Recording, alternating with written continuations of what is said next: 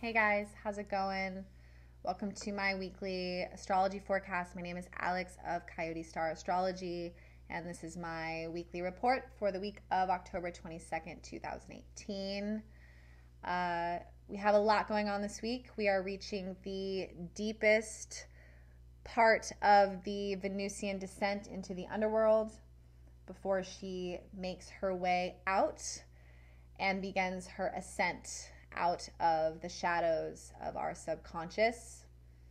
We also have the sun moving into Scorpio this week. We have a full moon in Taurus and a moon conjunction to Uranus, as well as a solar opposition, just to add to the insanity. So we have a lot going on, so I'm just going to dive right into it.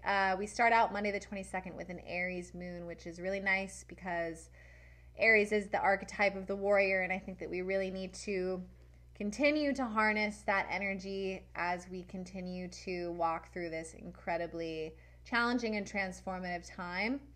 And on that note, on Tuesday, the 23rd, we will have the sun move into Scorpio. So we're stepping into this whole month that is really about transformation. So when we have the sun move into Scorpio, we're going to have 4 planetary bodies in Scorpio, as we will have Mercury in Scorpio, Venus retrograde in Scorpio, Jupiter in Scorpio, and then now the sun will join. This will shift things a bit, though. The sun is our power center. It's the solar plexus. It is where we find our courage and our will and our self-empowerment. It's where we find the belief that we can accomplish and conquer. So when the sun moves into Scorpio and it initiates this whole month really geared towards self-transformation, the sun really adds this element of it being ordained or assigned by our higher self, which really has this higher knowing of what aspects of our personality are ready to be shed in order for new growth. So we see this in nature this time of year, as indicated by leaves falling off the trees and the days getting shorter. So it is this month geared towards introspection and transformation. And Scorpio, the archetype, is the shaman or the healer. It is the caduceus healer staff, the 2 serpents associated with healing and medicine. So it's really this month where we are granted the opportunity to become our own healers. And on Tuesday the 23rd, the sun will directly oppose Uranus. And this is when something completely unexpected can occur, beginning of this week. Uranian energy by nature, by its essence, is alien. It is information coming from out of nowhere that we didn't expect. It is bizarre behavior, either from ourselves or someone close to us, someone acting out of their normal character. It is, by its nature, sort of unpredictable. So it's very hard for an astrologer to even predict what that might look like, because it's supposed to surprise you and kind of shock you out of your normal pattern. And it is exactly during these sudden insights or sudden events from Uranus that we gain this, bolts from the blue or new information that can completely change the course of our day, week, month, year, or entire life, depending.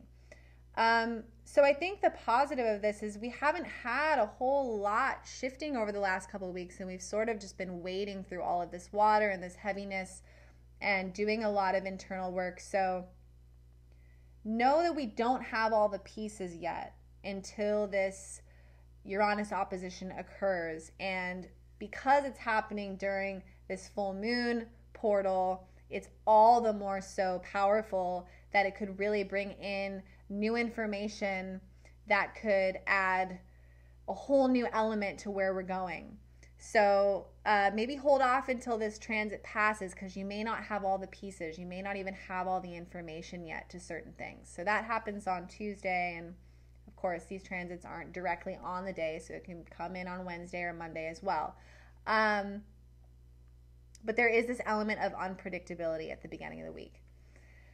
Then on Wednesday, we have our full moon for the month in Taurus. And what I really like about this full moon is that it really nicely complements a lot of the themes lately, because we had that last new moon in Libra, which is ruled by Venus. And now we have a full moon in Taurus, also ruled by Venus. So we have all of this Venusian energy, which is asking us to look at things we value and how we love ourselves and others. And then if we look at what Venus is actually doing, she's retrograding in Scorpio. So this full moon, I feel, because Taurus is this sign geared towards self-sustainability and self-love and self-pleasure through experiencing the external environment via the senses, via touch, taste, sound, and really giving us a moon to celebrate and implement some of the discoveries we've been making regarding self-love and self-care through this Venus retrograde cycle. Some of the work that we've been doing has really been illuminating places where we have not been loving ourselves or allowing others to treat us in ways that are indicative of that. So, a full moon really geared towards celebration of self-care and self-love. Also around acquisition of material items or money. Both Taurus and Scorpio, as this full moon will be in opposition to the sun in Scorpio, deal with finances in a huge way. So really amazing full moon to have some breakthroughs regarding acquisition of abundance and breaking through some barriers in those areas. A lot of my sessions have involved individuals reaching breaking points around finances, either because of frustration or fear, and really wanting to finally shake things up and make some new changes in those areas. So really good full moon to do that. And then on Friday, we will have our Sun conjunct Venus, which marks the midway point or the deepest point of the Venus retrograde cycle. So when the Sun conjuncts Venus, Venus actually becomes completely blinded or blocked by the brilliance of the light of the sun. And Venus literally disappears for a couple of days. When she reemerges is when she becomes Lucifer, which is Latin for light bringer, and then she begins her gradual climb out of the depths of the underworld. So we've hit the midway point, and it's all uphill from here. So this symbology is really beautiful when we look at the sun eclipsing the light of Venus, because this is marking our, like we talked about regarding the sun, being our will and our belief that we can accomplish, and our self-confidence, literally eclipsing Venus in Scorpio retrograde, which is our subconscious fears and doubts that we can't. So it's really this breaking point. It's this point where we can, again, initiate the healing aspect of Scorpio, the regenerative aspect, the rebirth of Scorpio, and become our own healer and break through these doubts. Scorpio, like I said, is the shaman, and a shaman is traditionally someone who fell ill with dis-ease or a virus and almost died but didn't, and was granted the key of healing through that process. So this is someone who became sick, went off into isolation, faced their fear, as we know that all fear ultimately stems from death, and faced that fear, battled the virus, and then came back to the community with this knowledge of healing and became the shaman. So this is that time for all of us to call upon the virus or call out the demon or the monster from the shadows and battle against it and ultimately win. And then following after the 26th of October, the next 2 weeks will be Venus as Lucifer climbing out of the underworld, where she will then become our morning star or light bringer. So yes, we will go into the Luciferian phase of Venus in the next video, but what's important regarding this week is that we're going to hit the bottom, and then from then we're going to come out. So very, very powerful week. In my sessions, the common theme sort of seems to be people feeling like they need to take a left when they've normally taken a right, or do the one thing that they've always been afraid to do.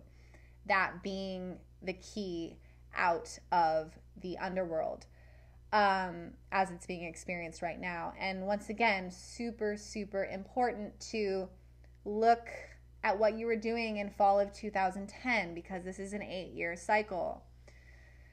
And look at everything you were doing, not just your relationship, not just your job or your finances, but also how are you feeling about yourself as it relates to self-love? How are you feeling about your body image? How was your health? How are you taking care of yourself, and how are you letting others treat you during that time? Because all of the things that are happening right now, I can guarantee, are very closely mirroring those lessons and things that are still incomplete. So whatever you need to do to remember that time, Facebook can be helpful if you want to look at photos, old photo albums of that time period to remind yourself, or journals, what have you. Check in with friends. Try to remember, because it's really, really important. And yeah, if you would like some help looking at your natal chart to find out what these patterns are and how they're coming through, do email me. My email will be down below. It's been so much fun going deep with you guys right now. So yeah, that about wraps it up. Thank you guys so much for tuning in. I really appreciate it. And if you have liked this video, please do give it a like and a share. All right, guys, I will see you on the other side. Have a great week.